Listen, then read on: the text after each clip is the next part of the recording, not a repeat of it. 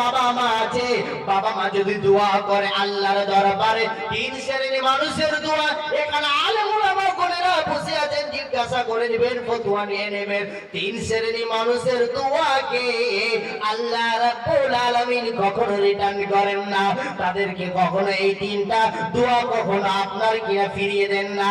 তিনটা দোয়াকে বিশ্বনবী বললেন, প্রথম হলো বাবা মা একবার যদি আল্লাহর দরবারে দোয়াটা করে দেয়, আপনার চাকরি হচ্ছে না, আপনার রুজিতে অভাব, আপনার বাড়িতে অভাব, আপনি মুসিবতে পড়ে আছেন, বাবা মার কাছে দোয়া নেন। আপনি বাবা মার দোয়াটা এত বড় গুরুত্ব, পৃথিবীর অন্য আর কোনো দোয়া হতে পারে না।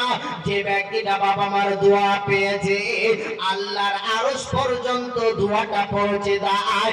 এই জন্য বাবা মার দোয়া দিবেন, খবরদার বাবা মার বদদোয়া দিবেন না। বাবা মার যারা বদদোয়া পেয়েছে, বাবা মার যদি দোয়া আপনি নিতে চান, বাবা মাকে সেবা করতে হবে, বাবা মাকে খিদমত করতে হবে, বাবার কথাই উঠতে হবে, বাবা যেটা বলবে, মা যেটা বলবে শুনতে হবে। আপনার কিনা বাবার দোয়ার পাওয়ারটা কেমন পৃথিবীর বুকে। একবার যদি বাবা মা যদি আপনার আল্লাহর দরবারে একবার যদি বদদোয়া করে দেন, আল্লাহর দরবারে যদি পিতা মাতা যদি একবার বদদোয়া করে দেয় নিজের সন্তানের জন্য, হাজারো ইবাদত করেন,